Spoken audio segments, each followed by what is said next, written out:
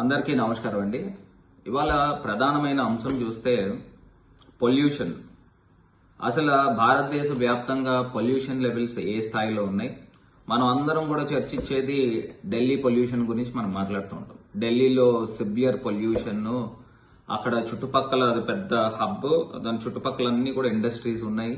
అదేవిధంగా అక్కడ హర్యానా, చండీగఢ్, పంజాబ్, ఉత్తరప్రదేశ్ ఇవన్నీ ఏరియాస్ లో అక్కడ స్టబుల్ బర్నింగ్ జరుగుతూ ఉంటుంది. అంటే వరి, ధాన్యము, ఇవన్నీ వీట్, ఇవన్నీ పంటలు కంప్లీట్ అయిపోయిన తర్వాత, హార్వెస్ట్ అయిపోయిన తర్వాత ఇవన్నీ కూడా ఎలిగించేస్తారు. భూమిని ఎలిగిస్తే ఆ ఫాగ్ అంతా కూడా స్మోక్ పైకి వచ్చి అదంతా కూడా ఎయిర్ పొల్యూషన్ అనేది జరుగుతుంది. ఇక్కడ టాపిక్ లోకి వస్తే రాజమండ్రిలో ఇవాళ ఎయిర్ క్వాలిటీ ఇండెక్స్, అంటే ఇవాళనే కాదు, గత 15 రోజులు 20 రోజుల నుంచి కూడా అబ్జర్వ్ చేస్తే ఎంత దారుణాతి పొజిషన్ లో ఉందో ఒక్కసారి నేను ప్రజలకు కూడా చూపించాలని అనుకుంటున్నాను.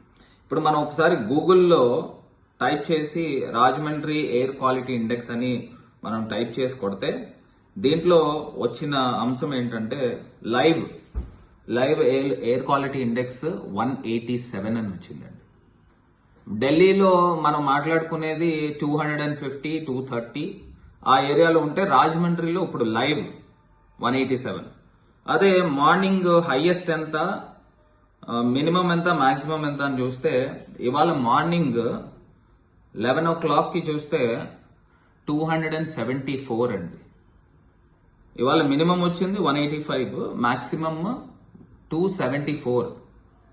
అంటే అసలు దీన్ని కొలిచే లెక్క ఎట్లా ఉందంటే ఇక్కడ మనం చూస్తే 0 to 50 ఎయిర్ క్వాలిటీ ఉంటే అది గుడ్ అని, 50 to 100 ఉంటే మోడరేట్, 100 to 150 ఉంటే పూర్, 150 to 200 ఉంటే అన్హెల్దీ, 200 to 250 ఉంటే సివియర్, అండ్ 250 అండ్ అబౌవ్ ఉంటే హజార్డియస్.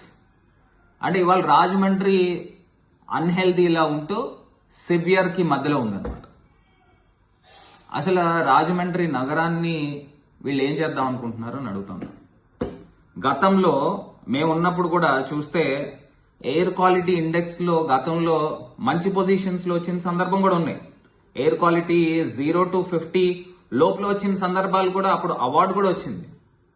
అంటే ఆ పరిస్థితుల నుంచి ఇవాళ రాజమండ్రి ఏ పరిస్థితుల్లోకి వెళ్ళిపోయిందండి? అసలు లోపాలు ఎక్కడ జరుగుతుంది? ఇవాళ ఈ కూటమి ప్రభుత్వము పూర్తి స్థాయిగా దృష్టి పెట్టాల్సిన అవసరం ఉంది. వీళ్ళ రేపు కాక ఎల్లుండా వచ్చే సంవత్సరం పుష్కరాలు చేస్తున్నారా?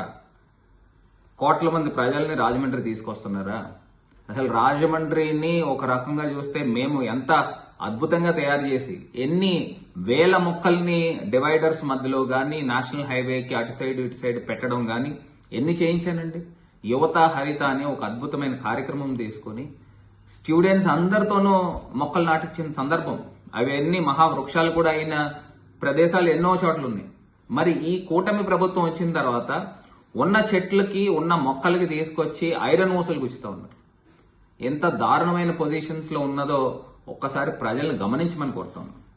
ఇక్కడ సాక్షాత్తు ఆంధ్రప్రదేశ్ రాష్ట్రంలో చంద్రబాబు నాయుడు గారు, ఈయన నారా లోకేష్ పర్యటన చేసినప్పుడు మొత్తం మొక్కలన్నిటిపైన కూడా తీసుకుని వచ్చి ఆ ఊసలు గుర్చి దానిపైన ఫ్లెక్సీలు పెట్టిన సందర్భం మొత్తం నాశనం చేస్తూ ఉన్నారు. ఒక్కసారి ప్రజలను ఆలోచన చేయమని కోరుతాం.